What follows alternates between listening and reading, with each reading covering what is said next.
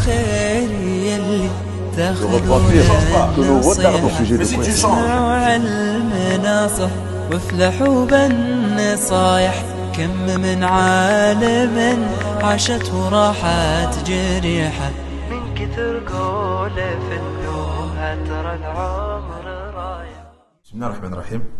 Pour la sagesse, numéro 7, Ibn Ata'illah al-Sakandari nous dit لا يشككنك في الوعد عدم وقوع الموعود وإن تعين زمنه لئلا يكون ذلك قدحا في بصيرتك وإخمادا لنور سريرتك.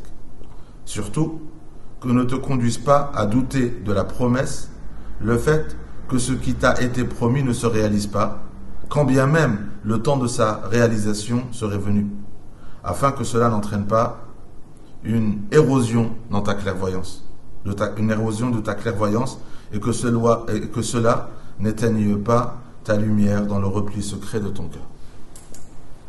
Donc cette sagesse a un rapport avec la numéro 6. La numéro 6 parle des du'a. Maintenant, Ibn Ata'illah al-Sakandari, vu que les du'a c'est aussi une promesse, il reste dans le sujet des promesses. Mais en plus des du'a, et ce qu'il nous dit, il commence à formuler en disant ne va pas douter. La yushakkikannaka fil wa'd. C'est-à-dire, dans le Coran, il y a beaucoup de promesses. Allah, il nous dit par exemple inna ma'al usri yusra. Allah, il nous dit inna, sûrement, très certainement, sans aucun doute. Ma'al usri, avec la difficulté, yusra, il y a de la facilité. C'est une promesse. Après, il redit une deuxième fois inna ma'al usri. Cette même difficulté dont on vient de parler, il y a encore un autre yusra. Il y a donc deux. Donc le prophète sallallahu alayhi wa sallam, il a dit Allah a mis deux facilités dans une difficulté. Et donc la difficulté ne pourra pas dominer ou vaincre les deux facilités. Ça veut dire que pendant l'épreuve, tu ressens, subhanallah, les savants ils nous disent que quand un malheur te frappe, une difficulté, tu traverses des moments difficiles ou une épreuve difficile, ils nous disent la facilité, c'est quoi? C'est que Allah Azza wa Jal te fait ressentir la récompense qui t'attend dans cette épreuve. Ça t'apaise de te dire que c'est une épreuve voulue par Allah, et dans les épreuves, c'est désiré par Allah, elle est voulue par Allah. Tu dis, si c'est voulu par Allah et que je l'accepte, il y a une récompense. Il dit, déjà ça c'est l'yusr, ça facilite l'épreuve. De voir que c'est pas une difficulté, c'est une récompense. C'est pas une difficulté, c'est une récompense. C'est la manière dont tu vois l'épreuve qui la rend facile ou pas. Plus, Allah il est avec toi. Parce que si tu l'acceptes et tu l'endures, Allah il dit inna Allah ma'as sabirin. Allah il est avec les endurants. Et quelqu'un qui endure, Allah il est avec lui. Il le soutient. Il lui donne de la force. Il lui donne de la clairvoyance. Il lui donne de la récompense. Il lui donne de la rahma. Il lui donne de la quiétude. Il est avec lui, avec ses attributs et avec le fruit des attributs que la personne peut ressentir pendant l'épreuve. Et la personne réalise que sans cette épreuve, j'aurais pas eu tout cela. C'est-à-dire la récompense qu'Allah est en train de m'offrir. Sentir qu'Allah il est avec moi. Parce que Allah il est avec les endurants. Et il n'y aurait pas eu cette épreuve, je ne serais pas parmi les endurants. Parce que pour être parmi les endurants, il faut une épreuve. Pour être inscrit parmi les endurants, c'est quelque chose qu'on doit endurer. Quelque chose de difficile qu'on doit endurer. Et on montre à Allah Azza wa Jal qu'on a de l'endurance, qu'on est dans l'acceptation et qu'on va l'endurer et qu'on va patienter. Et on a espoir que Allah Azza wa Jal puisse accepter notre endurance et nous récompenser par sa satisfaction. La meilleure récompense qu'Allah peut nous donner dans une épreuve, c'est qu'il soit satisfait de nous. Donc, Ibn Ata'illah al-Sakandari nous dit que la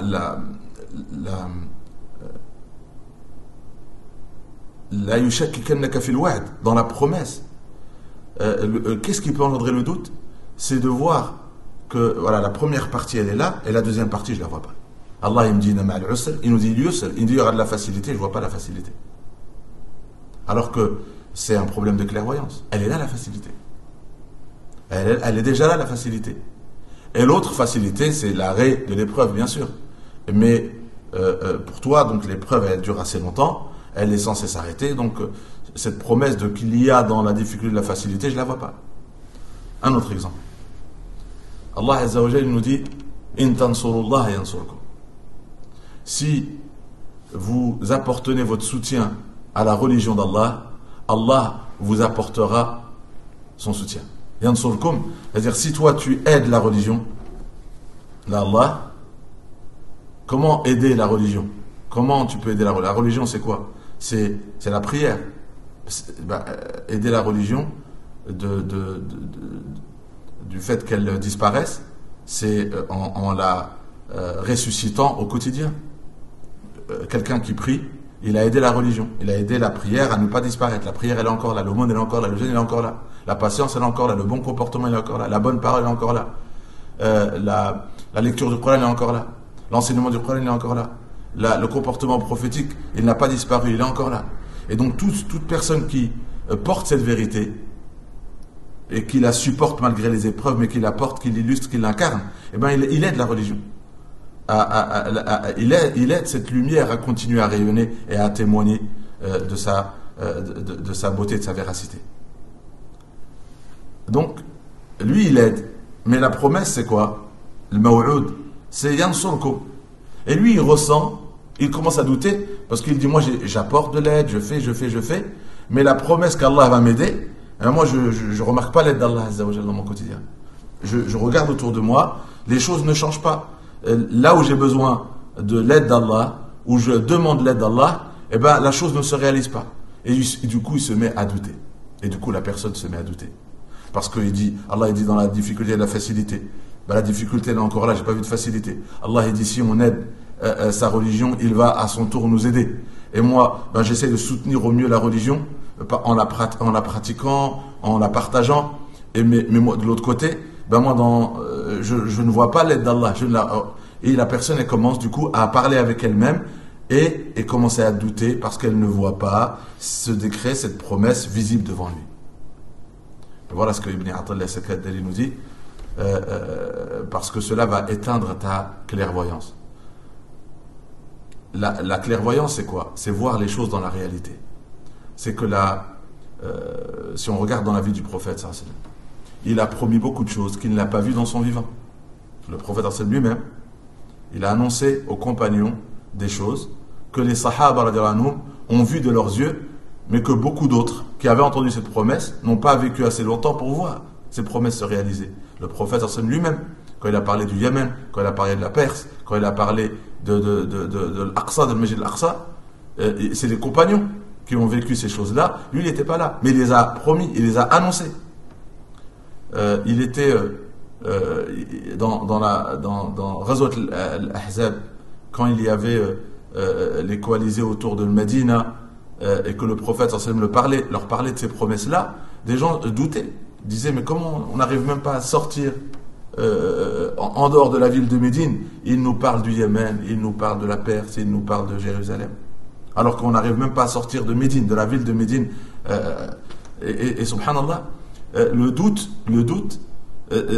c'est l'opposé de la clairvoyance. Voilà, il dit attention au doute parce qu'il va éteindre la lumière de ta clairvoyance. Parce que la clairvoyance, c'est quoi? C'est la certitude. La clairvoyance, c'est des preuves qui nous donnent la certitude que quand Allah Azza wa Jalla nous dit quelque chose, quand Allah il dit quelque chose, si c'est une promesse coranique, eh ben, c'est une vérité. Même si je ne la vois pas encore se réaliser, mais elle va se réaliser. J'ai la certitude que toutes ces choses vont se réaliser. Même si ça tarde, même si ça ne se réalise pas dans mon époque, je ne douterai pas. Je peux mourir avec la certitude que ces choses vont se réaliser. Et c'est pas parce que je ne les vois pas qu'elles ne se réalisent pas. Je ne vois pas l'aide d'Allah, mais elle est là en vérité, l'aide d'Allah, mais je ne la vois pas. Quand Allah dit ma'al usri yusra, il y a le yusr, mais je ne le vois pas. Il y a de la facilité, mais je ne la vois pas. Mais avec clairvoyance, peut-être tu peux le voir. Et des promesses bien plus grandes, on a la certitude que tout ce qu'Allah Azza wa Jalla nous dit n'est que vérité. Et tout ce que le prophète sallallahu alayhi wa sallam a promis n'est que vérité. Et toutes ces choses, même s'agissant des prophéties et des choses qui ont été annoncées dans le futur, qui ont été annoncées concernant le futur, beaucoup se sont déjà réalisées. Alors que les Sahaba ne l'ont pas vu. Ils sont réalisés 2 siècles après, 3 siècles après, des choses qui se réalisent aujourd'hui, annoncées depuis 14 siècles. Combien de choses se sont réalisées dans notre époque? Et il y a 100 ans, les musulmans n'ont pas douté, parce qu'ils n'ont pas douté qu'elles ne se réaliseront pas, mais elles se sont réalisées chez nous aujourd'hui. Et on peut en citer plusieurs de choses qui se sont réalisées dans notre vivant, dans les 40, 50, 60 dernières années, preuve à l'appui, que des musulmans croyaient avec certitude pendant des siècles, alors qu'ils n'ont pas vu ces choses-là. Et donc, à notre tour, s'il y a des choses annoncées qui ne se sont pas encore réalisées, on a la certitude, on ne doit pas douter, on a la certitude, parce qu'on a la lumière de la clairvoyance, et quelqu'un qui doute des promesses d'Allah, ce doute-là va éteindre la lumière de sa clairvoyance. Donc, c'est quoi le remède? La clairvoyance, c'est le savoir, c'est la connaissance, c'est l'étude de preuves évidentes. Ce sont des faits, donc de retravailler sa connaissance, de revenir sur le chemin du savoir pour reconstruire sa clairvoyance sur des bases solides afin de se mettre à l'abri de cela. Walhamdulillahi Rabbil Alamin. Celui qui est au service de son frère, Allah Azza wa Jal sera son service.